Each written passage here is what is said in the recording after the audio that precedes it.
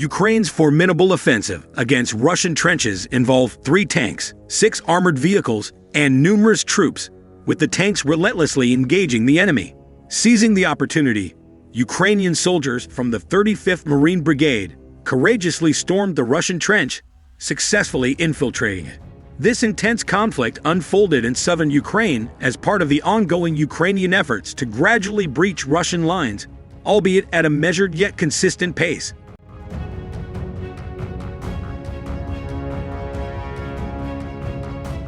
As the troops stealthily advance, strategically utilizing the cover of open spaces and trees, they skillfully position themselves in a trench without being detected. It is at this critical juncture that their voices can be heard, captured on video, as the footage rewinds to reveal the identification of a specific soldier. In a show of camaraderie, a fellow comrade prepares their weapon and unleashes a decisive shot. Recent intelligence updates from the Ministry of Defense indicate that Ukrainian forces have achieved notable success in breaching the initial line of Russian defenses in certain regions, while progress has been comparatively slower in others. The report further highlights that significant Ukrainian operations have been underway across multiple sectors of eastern and southern Ukraine during the past 48 hours.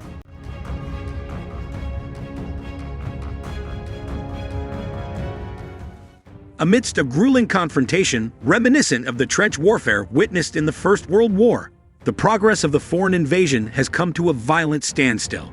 The intensity of the conflict remains at its peak, particularly in the areas surrounding the Bakhmut and along the Svatov-Kreminna line.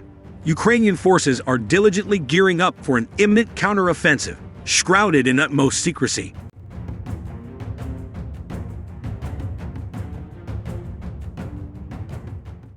As the situation unfolds, Moscow's army performance has shown a mixed outcome thus far, according to the ministry. While some units are engaged in credible maneuver defenses operations, others have retreated with signs of disorder. The Ministry of Defense noted a rise in reports of Russian casualties as they navigate their own minefields during the withdrawal.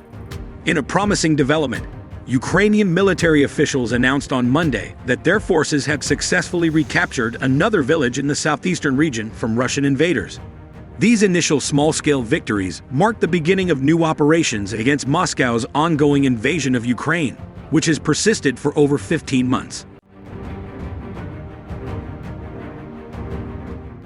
In a triumphant update, Deputy Defense Minister Hannah Miller shared on Telegram that the Ukrainian flag has been raised once more in the village of Dorosa, further fueling her prediction of the ultimate liberation of all Ukrainian territories.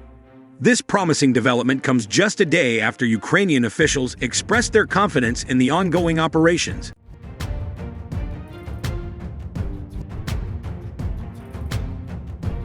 Adding to the success, 3 neighboring small villages located south of the town of Velika Novoslik in the eastern Donetsk region have also been liberated.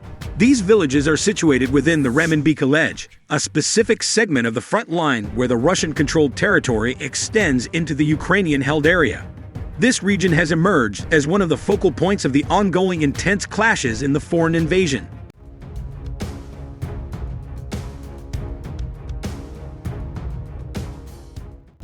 While the Russian Defense Ministry has yet to officially confirm the retreat of Russian forces from the villages, certain military bloggers have acknowledged the loss of Moscow's control in those areas. In contrast, Russian authorities maintain that their troops have predominantly maintained their positions along the front line spanning southern and eastern Ukraine.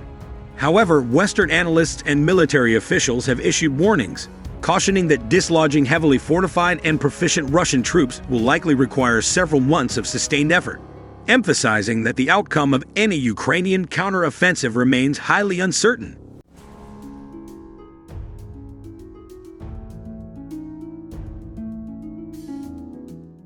In early July, the conflict escalated once more in the Bakhmut region as Ukrainian forces launched renewed offensives, pushing southwest of the town and claiming additional progress in their advance towards the occupied town of Kryshkivka. Responding in kind, Russian forces initiated an offensive in the northwest of Bakhmut, targeting the Donetsk-Donbass Canal between the Mo-3 main road, Menipka, Arantsova, Baslivka, and the northeastern outskirts of Chazdevyar.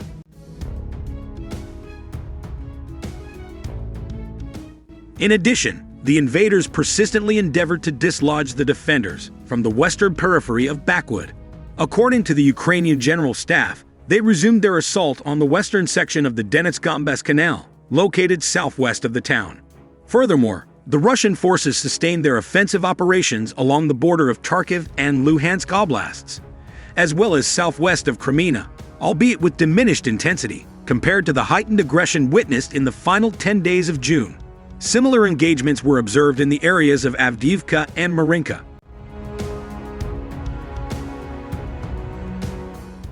A fundamental truth regarding trenches emerges. They represent the most basic form of warfare, a last resort when technological superiority is depleted or rendered ineffective, and when maneuvering around or bypassing the enemy's firepower becomes impossible. In such circumstances, the proliferation of trench systems becomes inevitable as soldiers resort to digging. Compacted earth serves as a remarkably efficient absorber of high explosives, ensuring a high level of protection from small arms fire within the trench.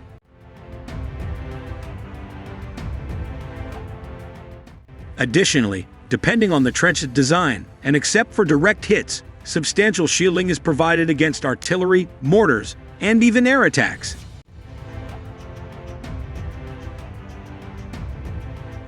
Consequently, within a well-constructed trench, the chances of survival are significantly increased, enabling soldiers to live on and continue the fight.